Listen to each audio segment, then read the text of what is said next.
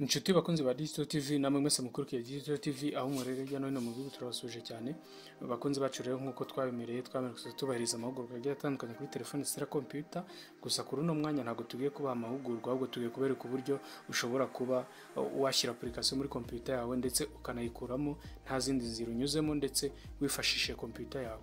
Ikintu ndibuze kugusaba no gukora subscribe niba utarakora subscribe niba waramaze gukora subscribe ukore like share ndetse na comment kugira ngo ibiganiro byacu tugiye kuzatugirana bijye bigira ku bantu benshi ndetse no kugira ngo wenda tujye tugira courage zo gukomeza kubakorera ibiganiro nk'ibi ngibi. Ikintu ndibugusabe rero ndagusaba korera ino video kuva kunangira kugera ku musozo kugira ngo uze kumenya utuntu twose turi buze kuba twaguteguriye muri iyi video.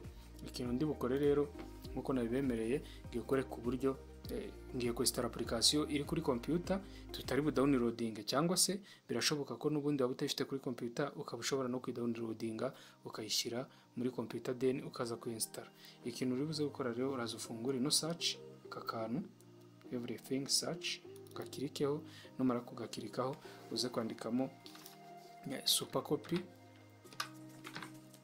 super copy urabona naka gafungutse.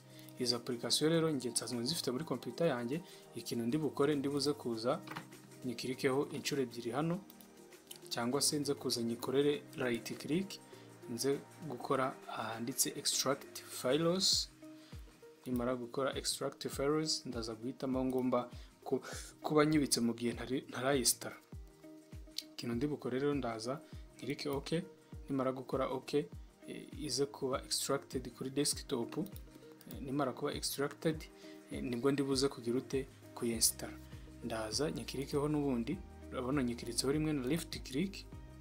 Nimara kuyikirikaho nze kuza muri right click nze kuza kuri open cyangwa se run as administrator. Noneho nze kuza kuri yes. Nimara gukora yes aka application kaze kugaragara kuri screen gutya. Noneho nze kuza gukora okay. Nimara gukora okay uraza uhitemo utuntu twose dutiking kugira ngo uze kuyibana igaragara buri hamwe uri buze kwifuza ko igaragara. Ikintu uri bukore rero ndaza ukore next. Numara gukora next ukore kuri uninstall program. Noneho ayikweretse close uri buze gukanda close nubundi yimaze kukwereka no magambo iba yarangije kuba installed muri computer yawe. Ikintu uri buze gukora uraza checking neza niba koko yarangije kugera muri computer yawe dore ngiyi yarangije kugeramo. Noneho nunabigerageza uze kuza ukore copy ya document ziri kuri desktop. Ukore copy ya document ziri kuri desktop uraza uziselecting zose. Numara kuziselectinga uze kuza click na right click noneho uze kuri copy. Numara gukora copy uhitemo folder uri buze kubikamo zira document ziri kuri desktop. Ibi mbikoze kugira ngo nkwereke ko super copy yamaze kugeramo.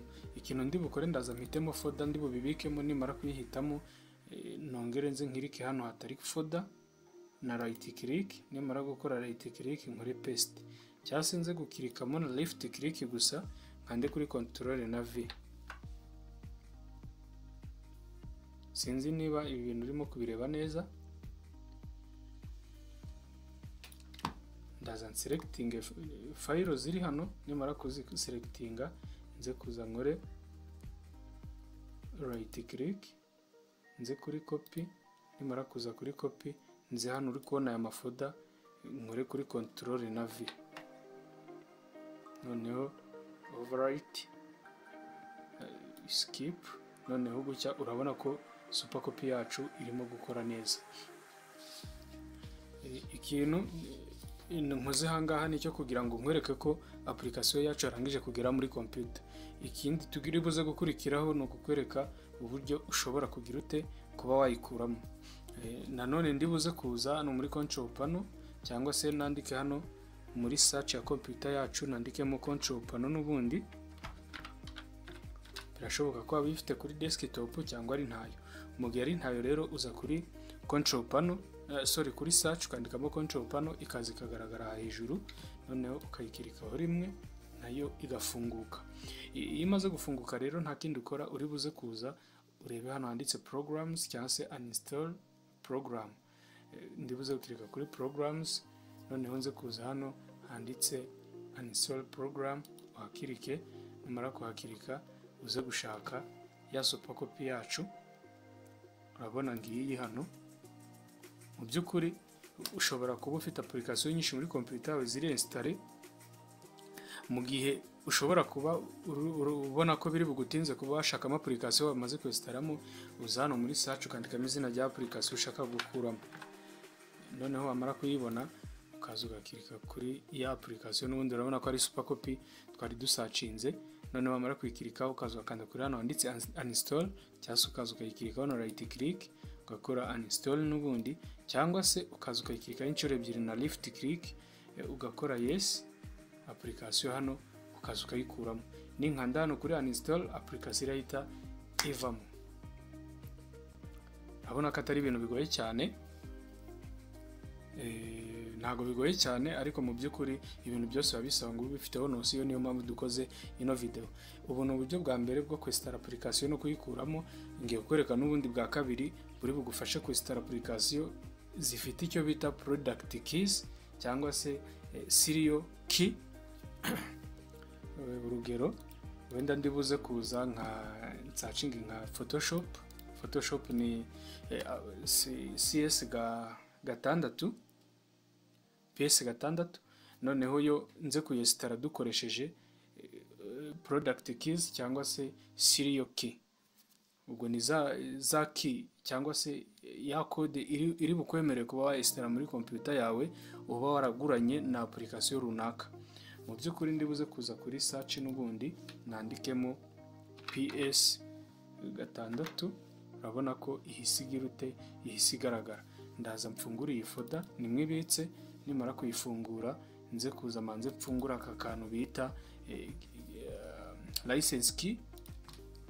Akanga kuri kubona, nimara kugakirikaho nze kuza hano nkopiye izi zo hasi urimo kubona, nizo keys za iriya Photoshop tugiye gushyira muri computer yacu.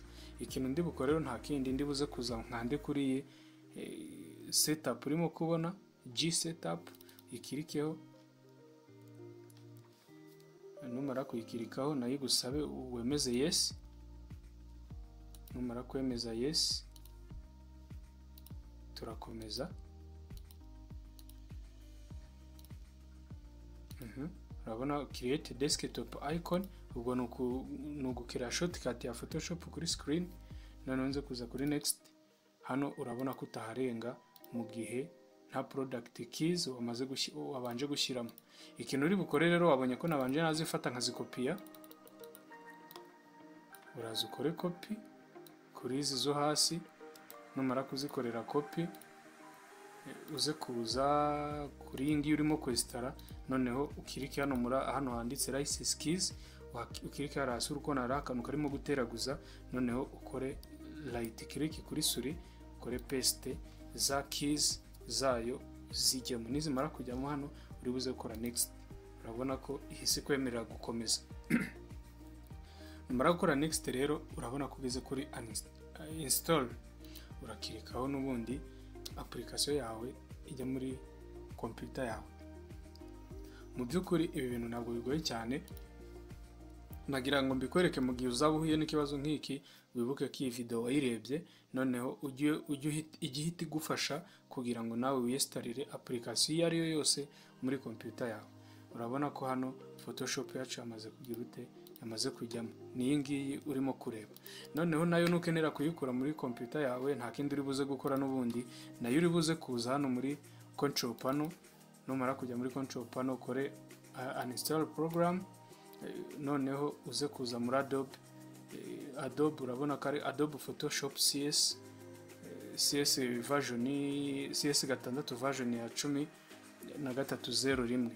Ikintu uri bukore nayo rero uraza ukirikeho. Numara kwikirikaho urabona ko uninstallije, nayo uhita uyikirikaho na left click, noneho ukore yes, application yawe nayo ihita iva muri computer yawe. Ni akanya gato cyane, ntago bigora.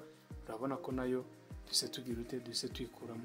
Ndagusabye rero niba warebye ino video ukore like, subscribe, share ndetse na comment kugira ngo tuze kumenya niba koko ibyo turi kubahereza ari ingenzi kuri mwe, ndetse tuze gushyiramo umuhate wo kubakorera n'izindi video zigiye zitandukanye. Murakoze cyane, tuze kubonana muri video ikurikira. Mugire umugoroba mwiza.